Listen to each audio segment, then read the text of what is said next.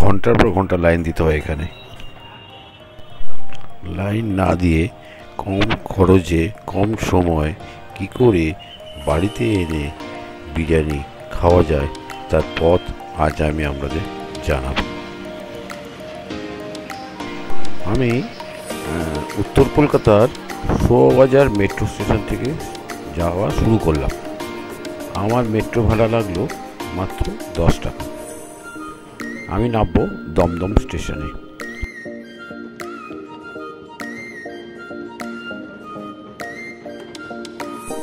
দমদম নেমে আমি চলে গেলাম দমদম রেলওয়ে স্টেশনে। ওখানে আমি 5 টাকা করে যাওয়া আসার টিকিট কেটে নিলাম এবং ব্যারাকপুর লোকাল ধরার চেষ্টা করলাম। মিনিট 10 অপেক্ষায় আমার ট্রেন চলে এলো।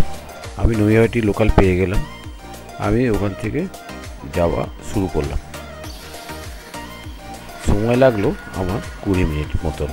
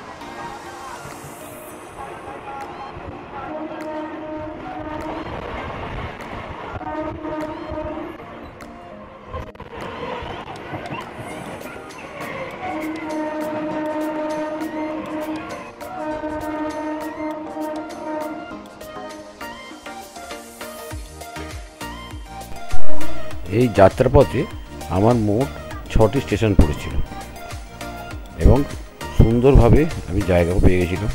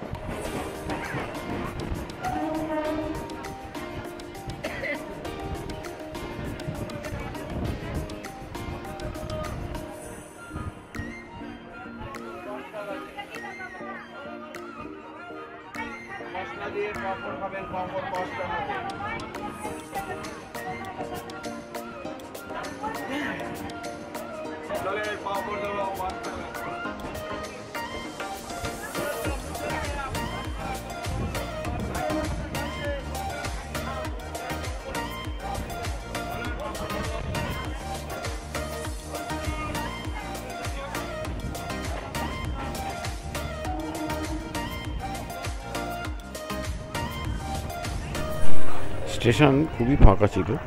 স্টেশন থেকেই দাদা বৌদির বিরিয়ানির দোকানটি দেখা যাচ্ছিল। অল্প দূরেই এই দোকান অবস্থিত।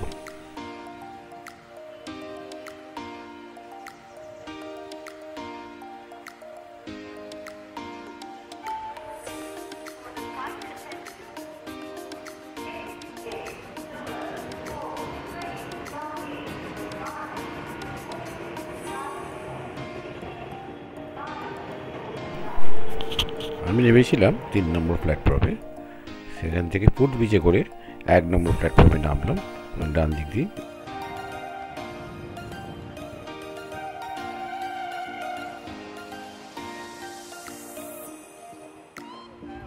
রাস্তায় বেরোলেই দোকানটি দেখতে পাওয়া যায়।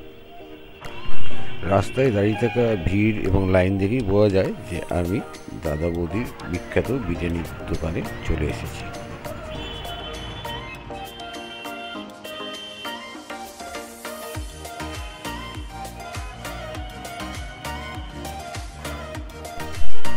সময় যদি বলি, মোটামুটি 35 থেকে 40 মিনিট লাগে আমার চোয়াবাজার মেট্রো স্টেশন থেকে ব্যারাকপুর স্টেশন পর্যন্ত আসতে।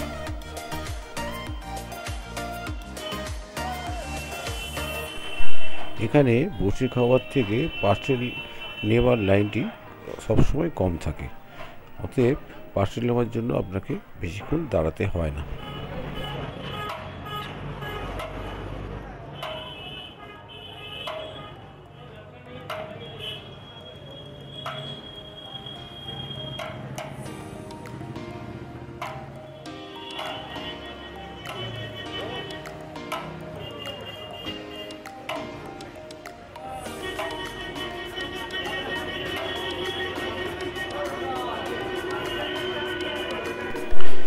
এখানে আমি দাদা বৌদি হোটেলের সম্পূর্ণ রেট কার্ডটা দিয়ে দিলাম, আপনারা দেখে নেবেন।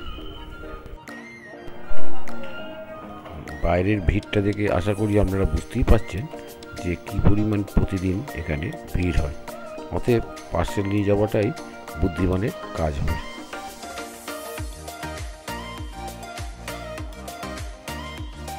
আমার নেওয়া কমপ্লিট, আমি আবার ফিরে যাচ্ছি চোয়াবাজার মেট্রো স্টেশনের কাছে। আপনারাও আমার মতো কম খরচে কম সময়ে বাড়িতে এনে বিরিয়ানি খেতে পারেন। আমার মোটামুটি খরচ হলো 10 টাকা মেট্রো, 5 টাকা ট্রেন ভাড়া, অতএব 15 টাকা। 2 পিঠে ধরলে 30 টাকা। আপনি 30 টাকাতে দাদা বৌদির দোকান থেকে ঘন্টা দেড়েকের মধ্যে নিয়ে চলে আসতে পারবেন। ধন্যবাদ। ভিডিওটি ভালো লাগলে লাইক, শেয়ার, কমেন্ট অবশ্যই করবেন।